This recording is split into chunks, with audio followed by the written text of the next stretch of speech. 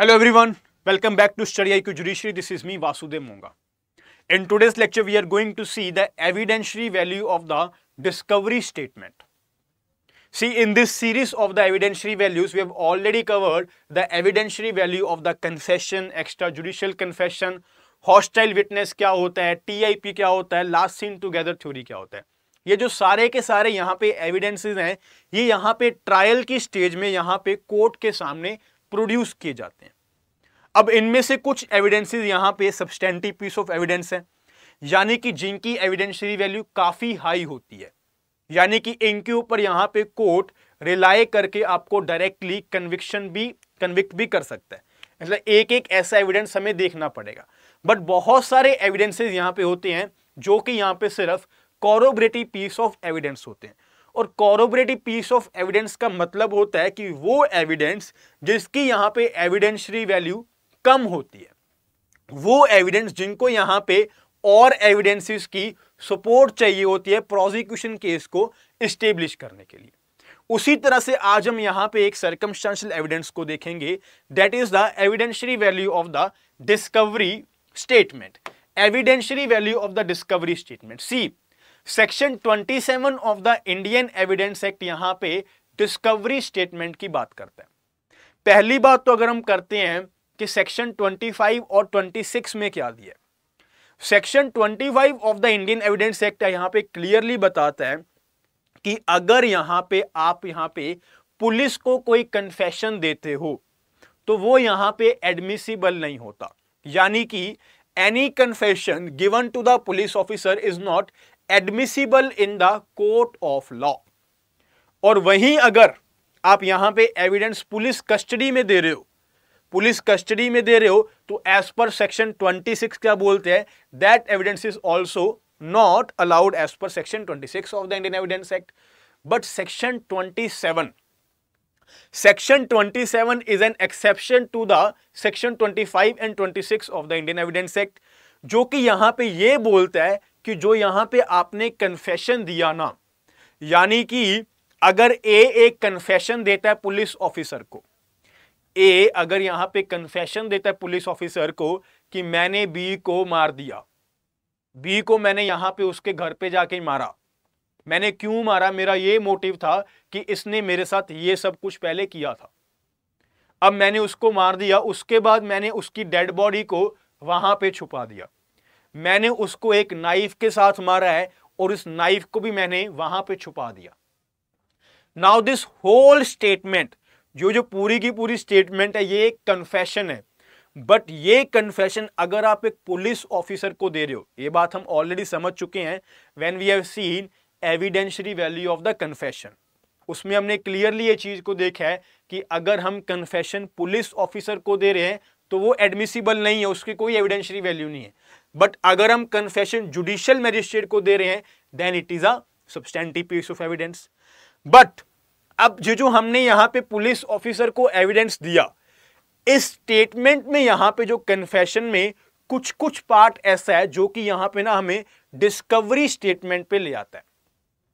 यानी कि जो इसने यहां पे पूरी स्टेटमेंट दी कि मैंने उसको घर पे जाके इस तरह से मारा, उसके बाद मैंने उसकी डेड बॉडी को और वेपन को इस जगह पे छुपा दिया. ये जो बात है ना कि छुपा दिया और उसके बाद पुलिस ने उस पर्टिकुलर एरिया में जाके वो रिकवर भी कर लिया, डेड बॉडी भी रिकवर हो गई और नाइफ भी रिकवर हो गया, दैट इज द डिस्कवरी. वो यहां पे है डिस्कवरी. अब बात है कि जो कन्फेशन है वो तो यहां पे इनएडमिसिबल है, नॉट एडमिसिबल है, बट जो डिस्कवरी पार्ट है ना वो यहां पे एडमिसिबल किया गया हुआ है under section 27 of the Indian evidence act. जो यहां पे क्या बोलते हैं, how much of the information received from accused may be proved. क्या मतलब वो यहां पे how much of the information received, कौन सी इंफॉर्मेशन, जो इंफॉर्मेशन यहां पे सेक्शन 25 या फिर सेक्शन 26 में एक्यूज्ड ने पुलिस ऑफिसर को दी in the form of confession. अब इस कन्फेशन में से कितनी इंफॉर्मेशन हम यहां पे प्रूफ कर सकते हैं, प्रोवाइडेड दैट, यानी कि प्रोवाइडेड दैट का मतलब क्या हो गया, that section 27 is an exception to section 25 and 26. provided that when any fact is disposed as discovered in consequence of information received from a person accused of an offense in the custody of a police officer, so much of such information, whether it amounts to a confession or not, as relates distinctly to the fact thereby discovered. यानी कि only that information जो यहां पे fact को discover करने के लिए हमें बता रही है. सो बेसिकली जो डिस्कवरी स्टेटमेंट है, अगर ये हमारा कन्फेशन है, if this is the confession given to the police officer under section 25 और the 26, so this is not admissible in the court of law. This is not admissible in court of law. But इसी confession के अंदर अगर कुछ हमें discovery statement मिल जाती है, एक्यूज की तरफ से अगर हमें कुछ डिस्कवरी स्टेटमेंट मिल जाती है, then that discovery statement is relevant under section 27 of the Indian evidence act. ये डिस्कवरी स्टेटमेंट में क्या कुछ आ सकता है? Dead body, weapon, and also the knowledge of the accused, कि एक्यूज की यहां पे नॉलेज थी. किस चीज की नॉलेज? कि यहां पे डेड बॉडी कहां पे पड़ी है. This knowledge is also relevant under section 27 of the Indian evidence act. Clear हुई बात यहां तक? I think this should be clear. और उसके बाद हम यहां पे बात करेंगे रिलायबिलिटी की. अब ये जो डिस्कवरी स्टेटमेंट हमें कब चाहिए होगी? दो तरह के केसेस होते हैं. एक तो जब यहां पे हमें डायरेक्ट एविडेंस मिल जाता है, यानी कि अगर ए ने बी का मर्डर किया है तो सी ने क्लियरली मर्डर होते हुए देखा है, तो सी इज एन आई विटनेस, जब यहां पे कोई डायरेक्ट विटनेस है. और दूसरा यहां पे केस होता है when there is a case of the circumstantial evidences, जब यहां पे क्राइम किसी ने होते हुए नहीं देखा और प्रोसिक्यूशन को यहां पे केस प्रूफ करने के लिए सर्कमस्टेंशियल एविडेंसेस की हेल्प चाहिए.